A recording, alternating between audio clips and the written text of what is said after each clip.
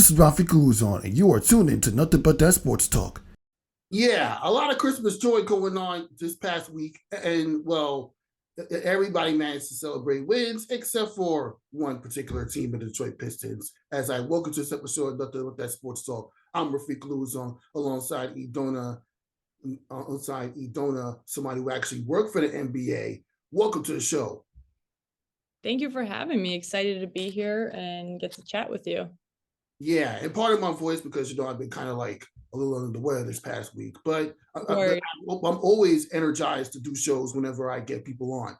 So yeah, everyone's getting sick these days, so it's catching everybody.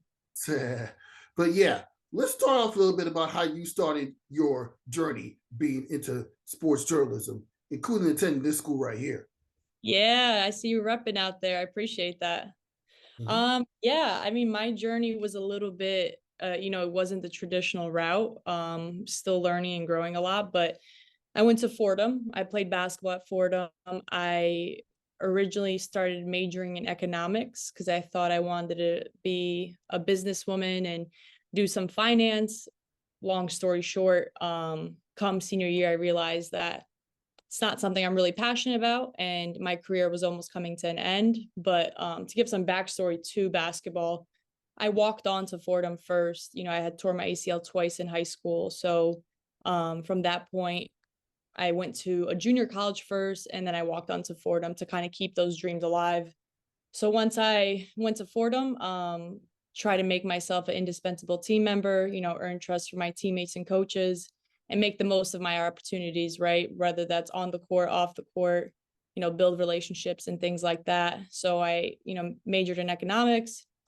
I did pretty well in it, but I didn't love it. So come senior year, I tore my ACL the third time, my other knee. So I decided to do a fifth year. And then in that fifth year, I was able to get my master's. So I did media management. So in doing media management, I kind of realized that I enjoyed the journalism side and really wanted to stay around sports, just didn't know how yet. So I was doing a ton of networking, talking to different people from different sports and different sports in the sports industry, whether that's the NBA or different leagues, and was just trying to see what I would like.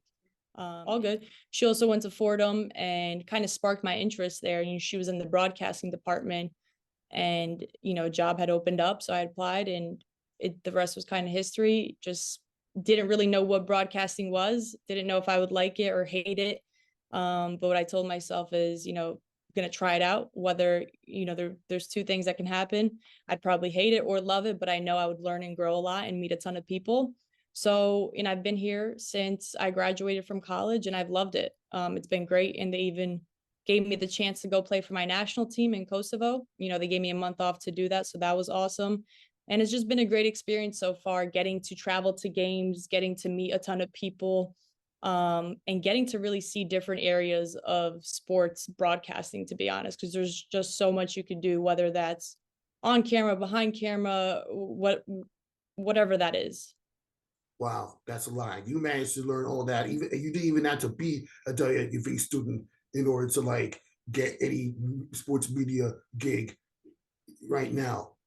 Like seriously. Well, yeah, I didn't. I wish I did WFUV. It's such a great program for people who are looking to get into broadcasting, but honestly, I always fall back on that.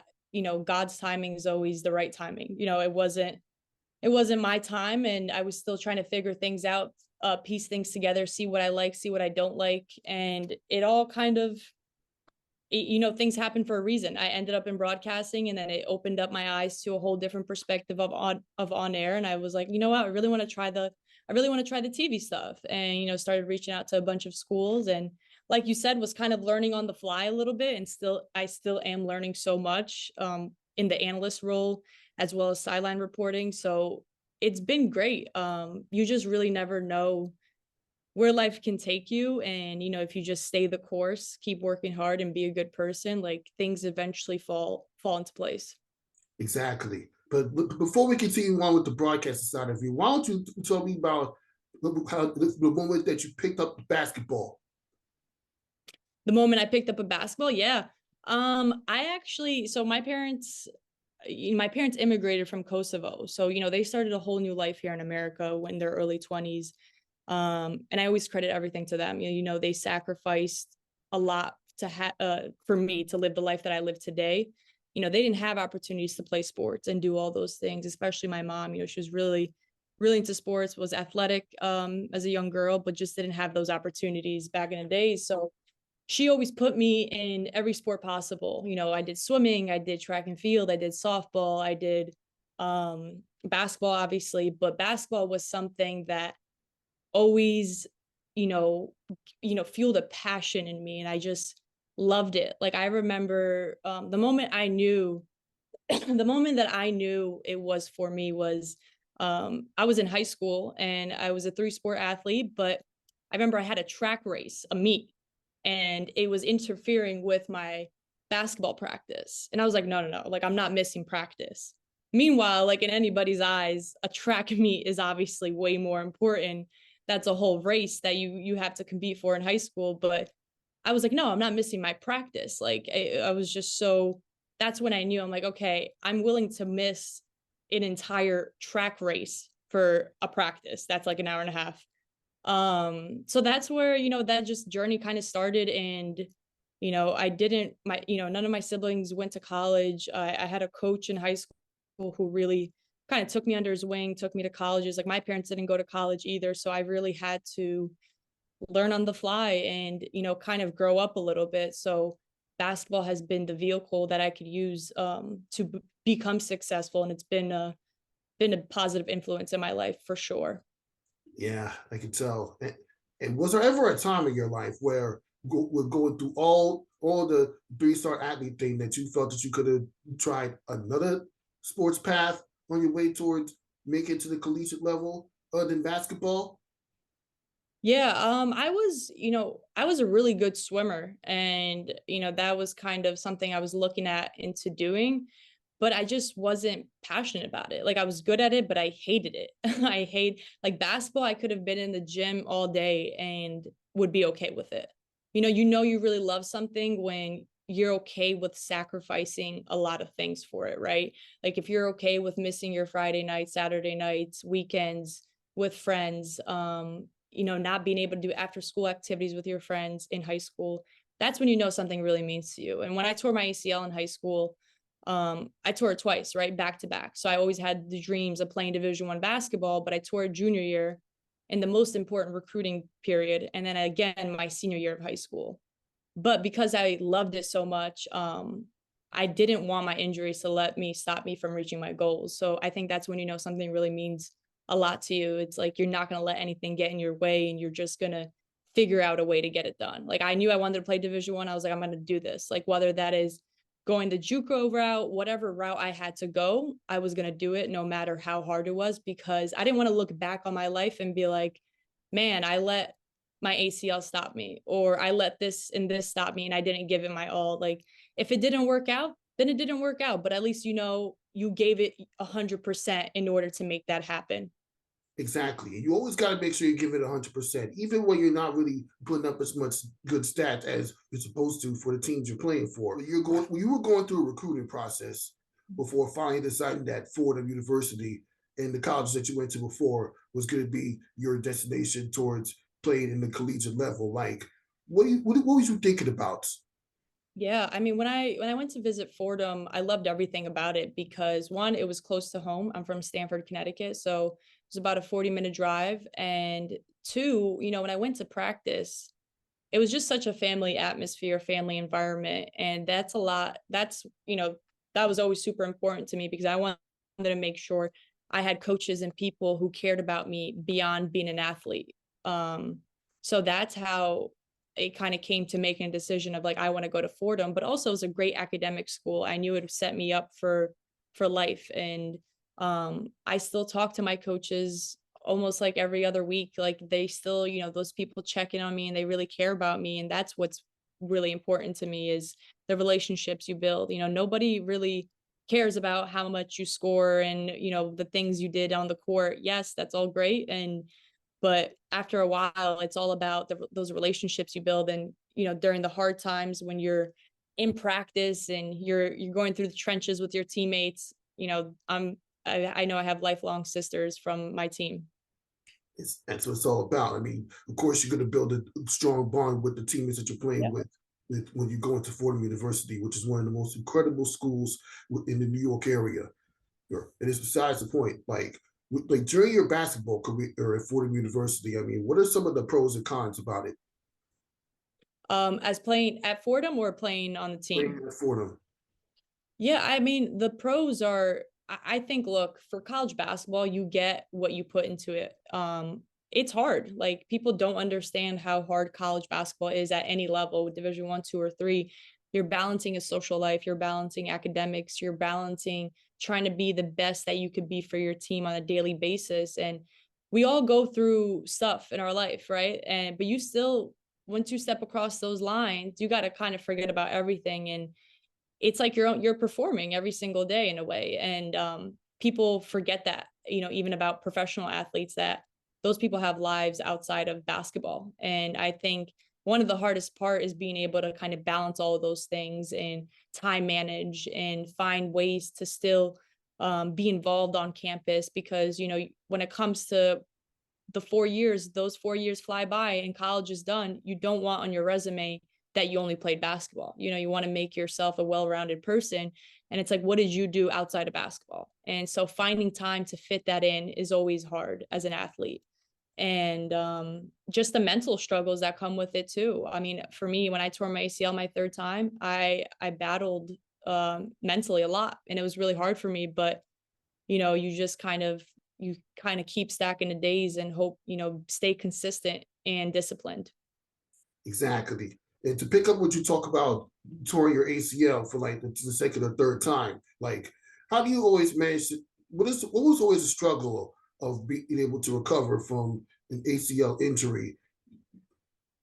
Yeah, for me, I mean, it's physically, obviously, and emotionally and mentally. It takes a toll on you. I mean, because for me, my senior year, I was gonna earn some meaningful minutes, and I was this close away, and then I I got hurt. So it's like it felt like it was taken away from me. But by the same token, I also learned so much about myself. I learned, learning how to be patient, and also, something that I always live by. It's there's going to be times when it's not your time, right? Like something is just doesn't work out for you. It's not your time, but who you are when it's not your turn is more important than who you are when it is your turn. So in those moments when I knew I couldn't do anything on the court for my teammates, it was like, how was I going to show up as a person every day and be a great teammate, be a great friend, be a leader in other ways? I early in my career, I kind of started to correlate and confuse my value as a player with my playing time, right? And that's one of the worst things you could do as an athlete, because the minute the ball stops dribbling and you stop playing and the basketball is taken away from you, you kind of have an identity crisis a little bit of like, okay, am I still worth as much? Or, but you forget that you're still a teammate, you're still a sister, you're still a friend, and you're still all these things without the basketball. So it forced me to learn other things and kind of step out of my comfort zone. Exactly. And what you talk exactly? I mean, there's always many ways of getting your way out of injuries when you're going through stuff like that. I mean, it's never easy recovering from an ACL injury. Most people that suffer that they don't when they do return to they don't return to the court ever again. Even when they do, they're not as good as they used to be before the injuries. Yeah, I mean, for me, that's the hardest part is I felt like I was in my tip top shape my senior year. And then even though I did a fifth year, after a third ACL, that really takes a toll on you. And you're not the same as you used to be. And it's really hard. And it's really hard to come back. But I honestly wouldn't change. I wouldn't wish three ACLs on anybody, but I wouldn't change the experience or what I went through, because it's, made me who I am, and it's taught me a lot about myself. Exactly. Well, why don't you talk like what is your advice for anybody that goes through an ACL injury at any point in life? Excuse me, at any point in life, whether it's on and off the basketball court.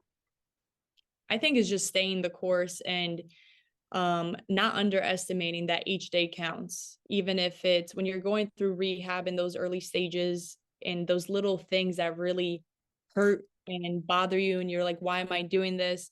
It all stacks up by the end of the time of when you're cleared to play. So it's just staying the course and staying consistent.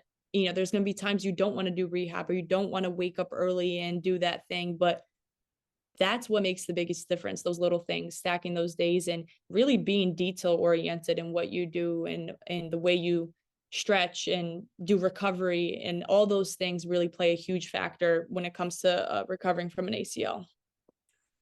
That's a good advice for anybody that's just trying to figure out how they're going to bounce back, have a much better basketball career than you probably would have if you decide to just hanging up like that after an ACL injury. Yeah. There's so many basketball players that after they suffer ACL, when they reach the collegiate level, they almost never play ball ever again. But at the very least, they're talking about it in the sports industry. Yeah. And it's hard. It takes, some people don't come back from it. Some people decide that it's not worth enough to come back physically and mentally. But I guess that just shows you what are you willing to endure and sacrifice to reach your goals? Exactly. How like what years were you in college? I was there from 2018. I did a junior college year at UConn Avery Point, so 2017 to 2018. Then when I went to Fordham from 2018 to 2021, I got my undergrad degree, and then I did my 5th year and finished in 2022. And then right out of college, I started working at the NBA. Oh, okay. So you pretty much went to UConn first before going to Fordham University. UConn Avery Point, yeah. So it's a Avery Point, yeah. smaller junior college, yeah. Oh, Didn't play football, no. Yeah, sadly, it's not the UConn that you and I know very well, but No. sadly, it's not the UConn that me and you know and love. But at the very least, you had to play in a junior college and work your way in towards playing into one of the best colleges in New York. And, Yeah. you mentioned you got out in 2022 and you got a chance to become a sideline reporter for Fordham Rams and doing an analyst for Iona basketball, as well as being a broadcast assistant for the NBA. Like, why don't you tell us a little bit about how you landed the gig being a broadcast assistant for the NBA and in the day-to-day operations? Yeah, so at the NBA here as a broadcasting assistant, kind of get to do a little bit of everything from the behind the scenes aspect. I also don't have a normal 9 to 5 schedule at all. Every week is kind of different for me. You work weekends, you work late nights sometimes on when the West Coast teams are playing, or on a day shift. It just really depends. But I also like that because no one day is the same and every day is different. You're just doing something different all the time. But what I actually do is, if there's night games and if I'm watching those games, we're kind of monitoring all the games. We're watching all the games from a broadcast standpoint of how do things look and sound to viewers. And we look a lot at especially RSNs, the regional networks, of what are they putting on TV, and kind of finding ways to enhance the broadcast to viewers. And, when I get to travel to games, I'm a timeout coordinator. So I get to talk, I'll talk to the producer, the director during the game, and just kind of coordinating those timeouts when TV goes to break and making sure things kind of run smoothly and letting them know what's happening throughout the game, just so things are timed perfectly between commercial inventory and stuff like that. And then, we also have a person on site that will do access screening, which is basically you mic up the players, you mic up the coaches, whoever's mic'd up for that day, and you just kind of listen to them throughout the game and picking packages of what you want to air on TV. So it's pretty cool. Like, you get to see your work kind of on TV of like, yeah, you chose that package and now it's on TV of, let's say, for example, LeBron James being mic'd up. So it's pretty cool. Like, you just get a lot of behind the scenes and you learn a lot. Like I said, you get to meet a ton of people, and you see how things run from the production standpoint. And I think that's helped me a lot, even for the on-air side, is kind of seeing how things run in the truck. And it kind of, watching and listening a lot has made me learn on the fly of like, okay, this is how things should kind of sound or look when I'm kind of broadcasting, and a lot of things that I pick up on other people and learn for myself. And that's what it's all about. When you're on the broadcasting booth, any contribution you make towards broadcasting it was a major step towards making sure that everything is operated smoothly when the NBA is being televised on ESPN and the Yeah. WNBA being televised. And not only that, and I got a pretty good sample of that when I saw you at the WNBA draft. You was on the phone with your friends. You were making sure everything is set up from a broadcasting side, and then he was like, "Hey, wait a minute, ain't you Gigi's friend?" Yes. Yeah. Yeah. Yeah. For W draft, and that's the other thing about this job. You have opportunities to travel to different events, and they really try to get you out there, and it really helps you learn and grow. For example, the W draft, I was doing a lot of stage managing and kind of helping players get to where they need to go, making sure things are kind of timed out the right way. And it's funny when you're watching on TV, you don't realize how much really goes into it to make sure things are ran smoothly. Exactly. And coming from a guy who actually knows a little thing too about being a broadcast, Yeah. about working on the studio side. I was an intern during my 1 year at Fordham, I did the public media program. I was an intern at Bronx Nets. I Oh, worked that's awesome. I worked the Gately show. I mean, obviously when Stephanie Gately Yeah. coach at the time, that year they made it to the NCAA tournament and lost to Isis Yeah. Young's That's my Phoenix year. Orange. Yeah. Yeah, I believe. Yes. And then ISIS came to the other side. Yeah, before ISIS finally came to the right side. She played Right. everywhere. You see, like, if you want to get an idea what school she went to, just watch my interview for at the Big East Media Day. I'll leave a link in the description. Make sure you subscribe to Nothing But That Sports Talk by Rafiq was on. But that's besides the points. Yeah, it's always good to actually have some involvement with the NBA broadcasting side. Yeah, I mean it's been a huge stepping stone for me in my career, and I think it's kind of gone hand in hand with the on-air side. And like I said, I needed to do this in order for me to realize what I was really passionate about, which was the on-air. I'm truly passionate about that, and there's still a lot I need to improve and learn, but and that's what it's all about, is just kind of learning through those mistakes and failures and keep growing and to make sure you're getting better each time.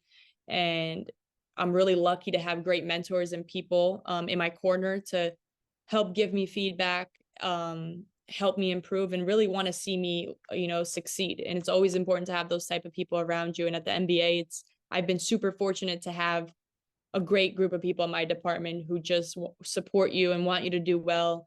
And that always goes a long way in kind of helping you do things and also believe in yourself too. Exactly. When you stage manage in a show, there's always a lot of responsibilities. I mean, any special guest that comes around, you got to make sure that they're comfortable when they get into the bit from when they enter the building pardon me. You No, have to all make good. everything set up. You have to make sure that athletes and the special guests are comfortable when they walk it in. It's pretty. Yeah. And I'm saying this because similar to what I had to do with Bronx Net, I was trying so many different positions of the studio intern. As a Yeah. studio intern, I mean, stage management had to make sure that the guests are comfortable when they sitting down, relaxing, getting ready to either get on the air with some of the TV hosts. I had to make sure that I greet them with respect, because the more you give respect to the people that comes into the show, the more they'll respect you. That could end up start a relationship right there. Yeah. And you put a lot of different hats on. So that's the cool part about it, is you really do put a lot of different hats on. And like you said, you build those relationships with people. Exactly. And speaking of building relationships with people, why don't you talk to me a little bit about how you started a relationship with Ari Chalmers from Bleacher Reports? Yeah, she's such a bright soul. She's awesome. She really is like such a nice human being. Every time I see her at an event or at a game, she's just so jolly, and it's nice because there's not a lot of people who are always like that every time. But the way I met her was basically, traveling to games and just seeing her at games, and kind of build that connection, that friendship with people. And she's always just been super super nice, and she's also an inspiration to women too. And I think it's really special what she does. um and she continues to pave the way for other people as well. Exactly. Ari is one of the most inspirational media professionals you will ever see covering women's basketball in general, not just the WNBA, but women's basketball in general. You never know where she's gonna pull up. Yeah, she's everywhere. Like seriously, I mean, I saw her at the WNBA draft. I saw her at the WNBA finals. I didn't get to see her the one WNBA game I did go to as a fan this year because because she's doing other things. She's a celebrity. I even got a chance to see her at a women's Columbia basketball game when they got past the Villanova Wildcats, thanks to Abby Shue. Yeah, there are some talented players in Villanova and Columbia.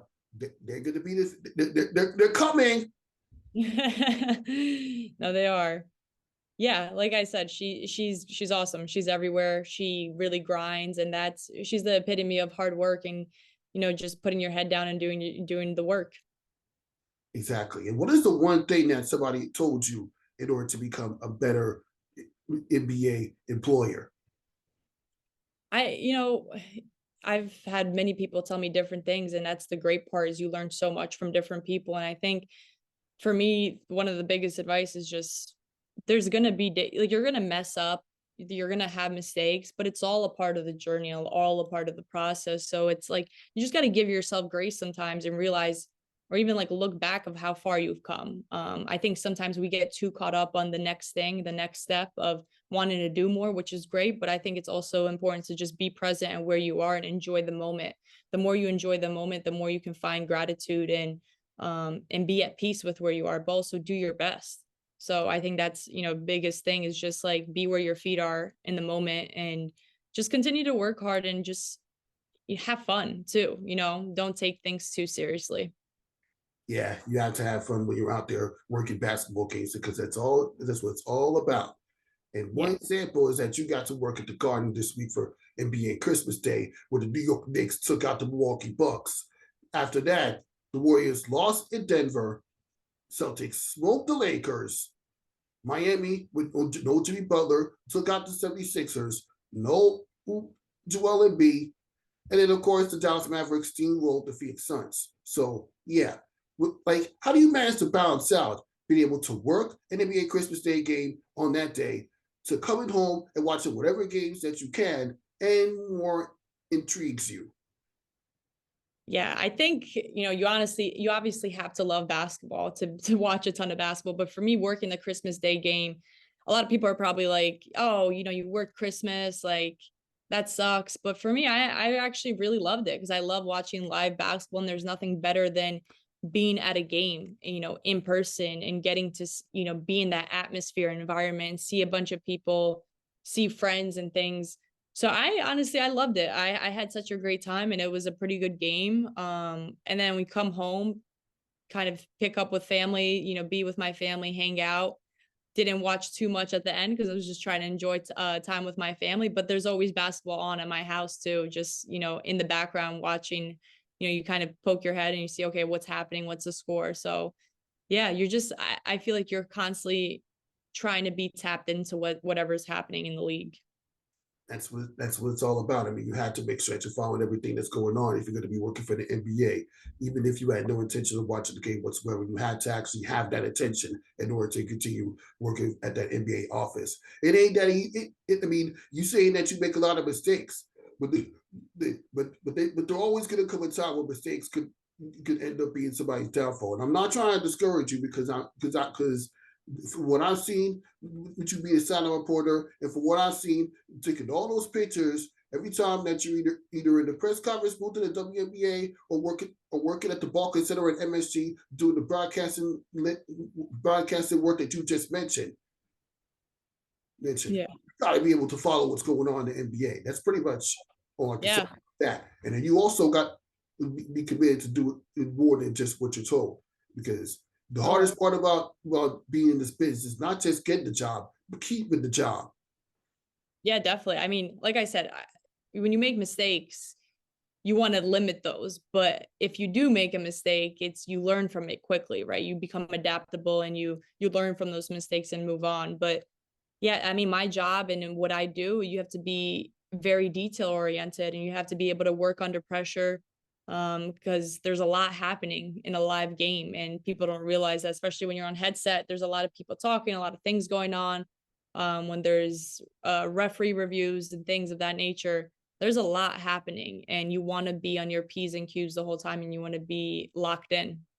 Exactly, and I'm just glad to say that because me and you both know a little thing or two about working with a headset on and bosses and producers on your ear. Yeah. Yeah. And when producers are on your ear, you gotta deliver. For sure. Yep, definitely. And that's the same thing as too, is with, you know, it translates to doing on-air stuff. You have the producer speaking in your ear, and you just got to be able to speak and kind of be ready to go. Exactly. And was there ever a time where you kind of wish that you had joined WFUV, even when you were doing your economics degree? So it's funny, when I was in college, I never even thought about broadcasting, like, at all. I never thought about doing on air, because I think if I did think about it, I would have looked into the WFUV stuff, but I was so focused on basketball, which is probably bad to say or to think of at this point, but it's like I was just so focused on trying to be the best that I could be on the court. And I just never thought about WFUV. And I wish I did, because it really is a great program and a lot of great people have come out of there. But like I said, you know, I can't compare my journey to other people's. You know, I have to run my own race, and that just wasn't in the path for me.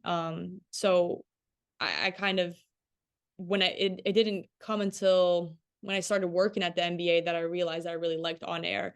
And that's where I started, you know, tapping into it, reaching out to different schools, trying to get as many gigs as I can, and really get any opportunities and improve each and every time, because, you know, it's hard. It's not easy. Like there's a lot, you know, when people first start out in this career, you're not going to be great. And that's the hardest part, is as an athlete, you always want to be a perfectionist and be perfect at what you do, but it's not possible. And I think that's why I really love the on-air side, because it's kind of like when you're an athlete, sometimes you're going to have a bad game, sometimes a good game. But you always have that itch of wanting to get better. And you can actually watch film and critique yourself and see how you can get better, just in the way when you play basketball and you watch your own game, you're like, okay, I could have done this better. That's the same thing on air. Like you're watching your own film, and sometimes it's a little cringy to watch your own self, but that's a part of it. And I think that's what I enjoyed about it so much, is because it makes me feel like the athlete a little bit, that adrenaline rush before the tip off goes up, and before you're on air. Like, those are the things that really attracted me to this so much. That's what it's all about. And you have to be able to do all of that in order to be successful in the sports media business. Yeah, definitely. Yeah. Now, I'm gonna end the game with a little bit of. I'm gonna do a game called Start, Bench, and Cut. And Okay. and yeah, this one's mostly gonna include players that were in the WNBA finals this year. Name 3 players that you would start, bench, and cut. In the W finals. Yeah, Oh, as a whole. I would start Brianna Stewart.